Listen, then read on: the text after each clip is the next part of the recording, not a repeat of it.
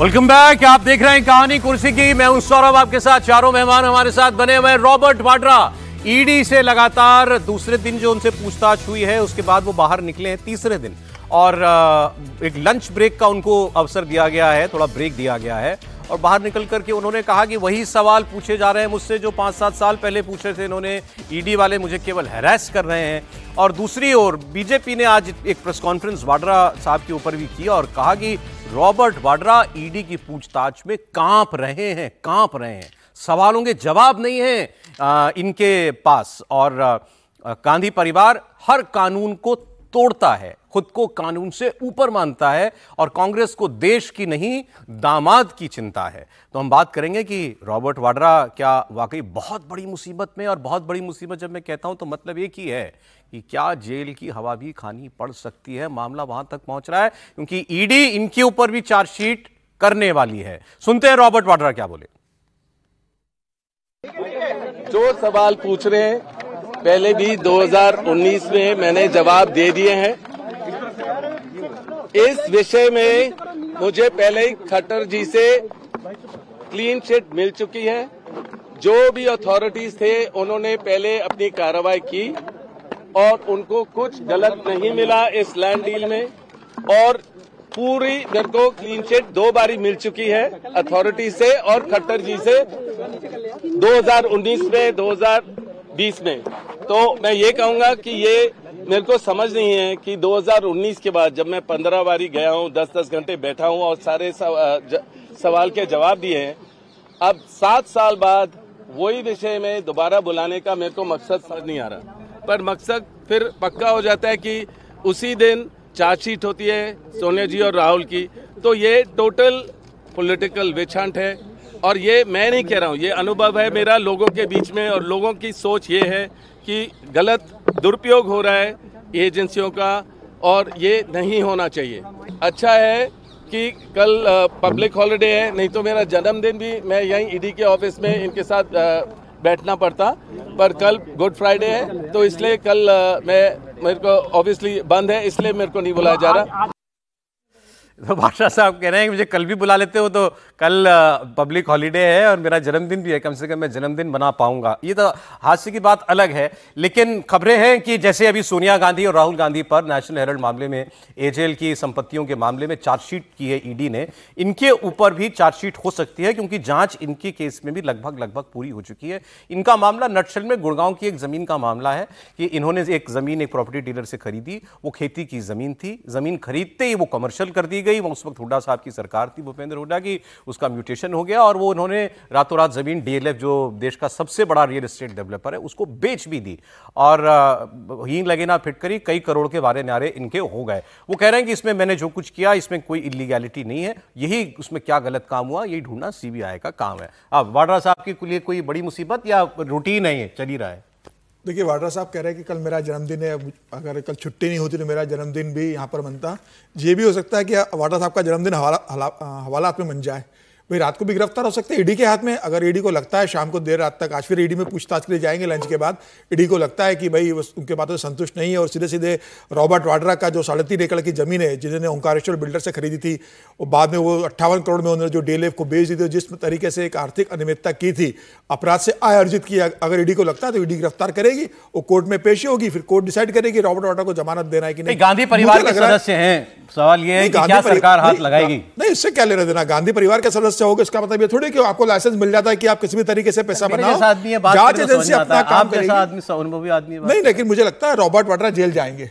देखिए, इतना है कि रॉबर्ट वाड्रा का जेल जा रहा है, जिस हिसाब से ईडी उनसे पूछताछ कर रही है, जिस हिसाब से रॉबर्ट वाड्रा वहां जवाब नहीं दे पा रहे हैं, जिस तरीके से रॉबर्ट वाड्रा बाहर आकर प्रेस में अपने बयान बोल रहे हैं, ये बता रहा है कि रॉबर्ट वाड्रा की स्थिति बहुत अंदर अच्छी नहीं है। और इतने दिनों बाद ईडी ने अगर बुलाया लगातार पूछताछ के लिए तो ईडी के पास कोई बहुत पुख्ता सबूत इकट्ठे कर लिए, वाड्रा गिरफ्तार हो सकते हैं। 100% रॉबर्ट वाड्रा बड़ी खबर होगी अगर ऐसा होता है तो। इमेजिन कीजिए, अभी तो मतलब छोटा मोटा अर्थक्वेक वाली खबर है, बहुत बड़ी खबर है। अगर इनफैक्ट समीर जी का रिकॉर्ड है कि पिछली बार उन्होंने केजरीवाल के बारे में ऐसा कहा था कि वो पक्का 100% जेल जाएंगे, और वही हुआ। और इस बार जितनी कॉन्फिडेंस के साथ समीर जी कह रहे हैं कि वाड्रा जेल जा सकते हैं तो बहुत बड़ी खबर होगी। मुझे लगता है कि पूरे देश में हम पिछले कई सालों से रॉबर्ट वाड्रा का केस सुनते आ रहे हैं। ईडी ने कितनी बार उनसे सवाल पूछे, वही सवाल अब दोबारा पूछे जा रहे हैं।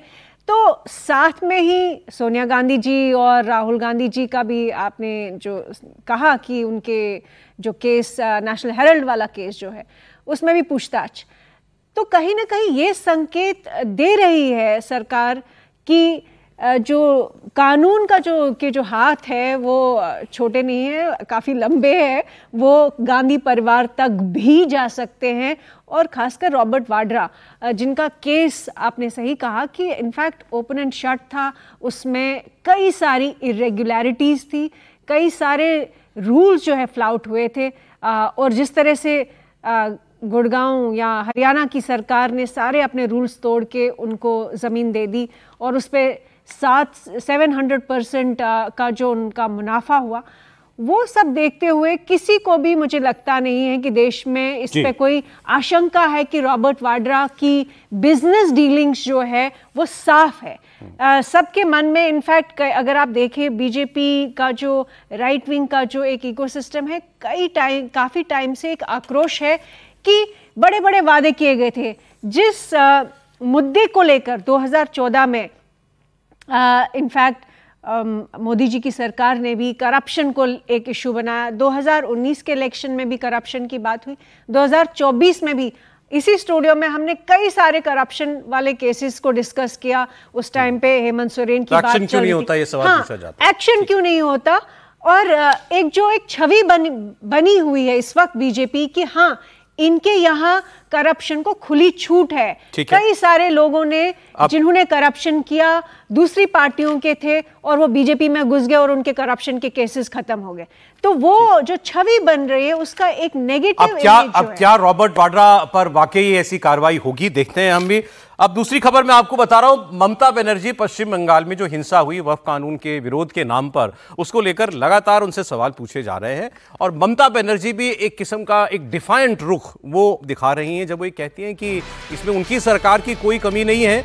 ये तो बीएसएफ ने बांग्लादेशी तत्वों को आने दिया, उन्होंने दंगा किया और वो वापस चले गए, इसमें बीजेपी के लोग शामिल हैं।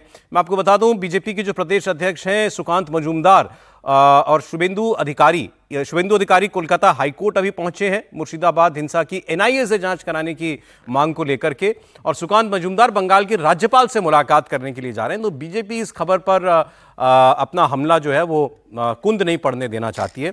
लेकिन ममता बनर्जी ने तमाम लोगों की बात की, मोदी जी का भी नाम लिया, अमित शाह जी का भी नाम लिया। समझ में आता है कि वो कह रही हैं कि इसमें बीएसएफ का रोल था, लेकिन उन्होंने योगी आदित्यनाथ को क्यों गिरा? योगी आदित्यनाथ के ऊपर ममता बनर्जी ने कल इतना तीखा हमला क्यों किया कि योगी नहीं भोगी है, इनके राज्य में प्रदर्शन करने की भी इजाजत नहीं है, किसी को भी अंदर कर देते हैं, किसी के ऊपर भी डंडा चला देते हैं पुलिस का। तो ममता बनर्जी क्या सफाई देना चाह रही थी कि उनके राज्य में बड़ी लोकतांत्रिक व्यवस्था है, उनके राज्य में सबको प्रदर्शन करने की छूट है, और क्या प्रदर्शन के बाद दंगा करने की भी छूट है? और योगी आदित्यनाथ ने परसों एक बयान ममता बंगाल के ऊपर दिया था और कहा था कि लातों के भूत बातों से नहीं मानते हैं। तो शायद वो बात ममता जी ने सुनी और उन्होंने भी हिसाब बराबर किया। आप भी सुनिए। यूपीते 69,000 टीचर चाकरी गए। जोगी बड़ो बड़ो बात कर रहा है, सबसे बड़ा भोगी है। महाकुंभ में कितना लोगों का मौत हुआ, कितना लोगों ने इंजर्ड हुआ, कोई लिस्ट आप पब्लिकली दिया? नहीं दिया। बड़ा बड़ा बात करते हो, कितने एनकाउंटर में मैं मारा, एक भी में रैली किसी को नहीं करने देते, एक भी मिছিল नहीं करने देते, लोगों को डर दिखा के रख दिया।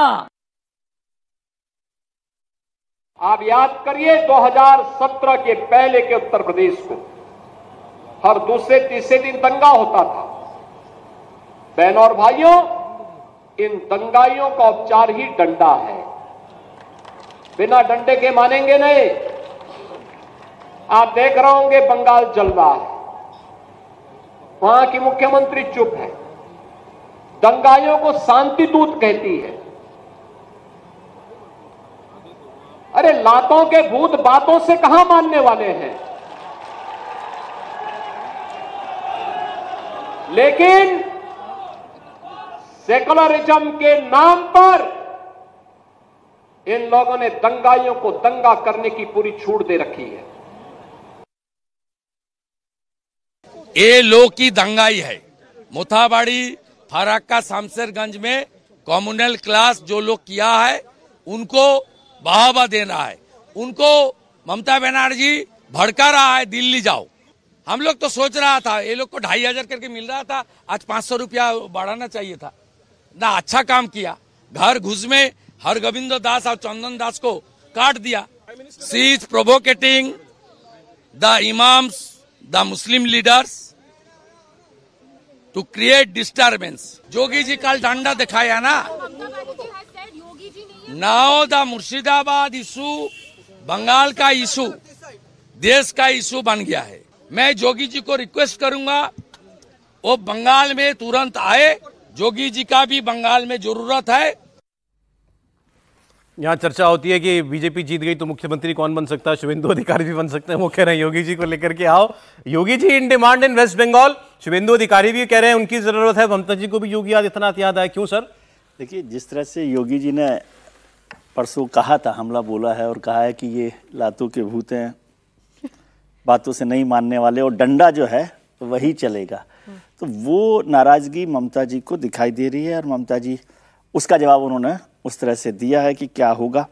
और शुभेंदु जी को भी समझ में आता है कि जिस तरह का आक्रमण या हमलावर तरीके से योगी साहब रहे हैं, और योगी जी का एक जो अनअपोलोजेटिक हिंदू लीडर का, जिसका मैं बार बार शब्द को इस्तेमाल करता हूँ कि वो is the unapologetic Hindu leader, BJP में भी ऐसा कोई नहीं है। तो वो उस छवि को शुभेंदु भी चाहते हैं कि पश्चिम बंगाल में उसका फायदा हो, और यदि पोलराइजेशन हो सकता है जिस तरह से हो रहा है पश्चिम बंगाल में, किसी को जरूरत नहीं, पोलराइजेशन तो हो ही रहा है। ममता जी मुर्शिदाबाद की बजाय इमामों के साथ बैठक कर रही हैं, तो जाहिर है कि लोगों में नाराजगी होगी। बहुत लोग कह रहे हैं ममता बनर्जी शायद अपने पॉलिटिकल करियर के सबसे वीक विकेट पर इस वक्त हैं। आप पीछे की कुछ घटनाएं देखिए। शुरुआत हुई थी संदेश खाली से पिछले साल चुनाव में, आम चुनाव से पहले। उसके बाद अभी आरजीकल में हत्या और रेप का मामला एक डॉक्टर के साथ।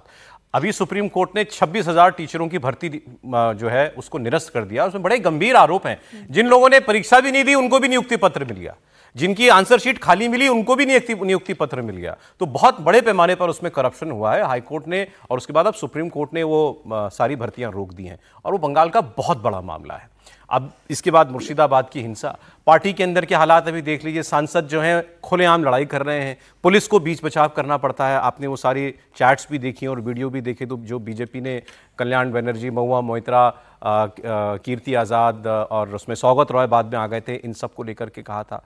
और एक ये चर्चा तो लगातार चलती है कि टीएमसी के अंदर ये बुआ भतीजे का झगड़ा है, old guard versus new Turks का झगड़ा है। अभिषेक बनर्जी नए नेताओं को तरजीह देना चाहते हैं और ममता बनर्जी पुराने साथियों का, नेताओं का साथ छोड़ना नहीं चाहती। सर, एक खबर अभी मैंने पढ़ी, उसमें यह था कि एक मीटिंग में अभी ममता बनर्जी ने 2 मंत्रियों की क्लास ली। एक मंत्री थे सड़क परिवहन के और दूसरे मंत्री थे स्कूली शिक्षा के। एक से पूछा कि तुम कहीं बस स्टॉप पर गए हो, तुमने हालत देखी है लोगों को कितनी परेशानी होती है। ऐसे ही कुछ दूसरा एजुकेशन मिनिस्ट्री क्लास में ये दोनों मंत्री अभिषेक बनर्जी के लगाए हुए थे। जो चर्चाएं हैं, नहीं देखिए, ये चर्चा गंभीर है। इसके 2 पहलू हैं, एक जो पॉलिटिक्स कर रहे हैं, दूसरा जो एक तरफ अगर हिंदू, गरीब हिंदू वहाँ मारे गए, निकाले गए हैं, वहाँ से गांव का गांव जलाया गया है, और अगर भाजपा वहाँ शहीदी दिवस मना रही है हिंदुओं की, तो भाजपा को क्या मनाना चाहिए उस दिन?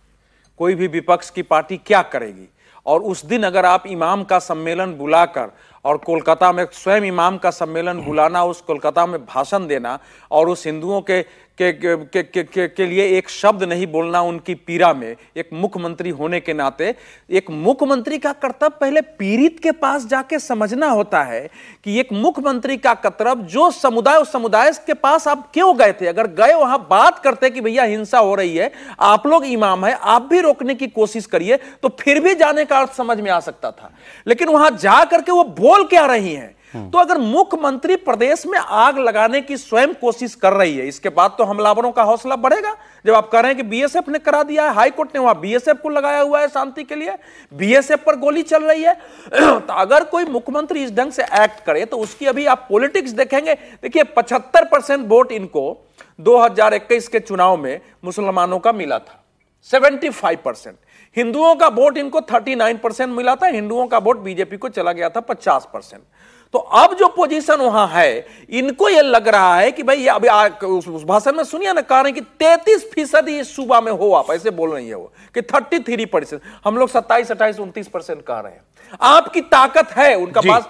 तो जो कह रही है अभिषेक बनर्जी का कभी मुसलमानों को लेके इस ढंग का आक्रामक हमने नहीं देखा, क्योंकि पार्टी के अंदर एक बहुत बड़ा वर्ग है जो इसको पसंद नहीं कर रहा है, उसके साथ भी समस्या हो रही है, क्षेत्रों में उसके रिश्तेदार हैं, क्या कर रहे हो। लेकिन इस समय कोई ममता बनर्जी के विरुद्ध विद्रोह हो जाएगा वो नहीं है। इस समय अभी भी वो एक लोकप्रिय नेता वहां है और उनको चुनौतियां मिल रही है। तो ये है कि क्या अब सर अगली बड़ी खबर है सुप्रीम कोर्ट में वक्फ की सुनवाई। अब वो चुनौती किसके लिए है? ममता बनर्जी के लिए भी एक सुप्रीम कोर्ट को भी तो देखना चाहिए, क्योंकि सुप्रीम कोर्ट ने कहा कि बंगाल में हिंसा हो रही है, हम इससे बड़े चिंतित हैं। और वक्फ कानून में अगर कोई रोकथाम करती है सुप्रीम कोर्ट, तो सरकार के लिए बड़ा एम्बैरेसमेंट है।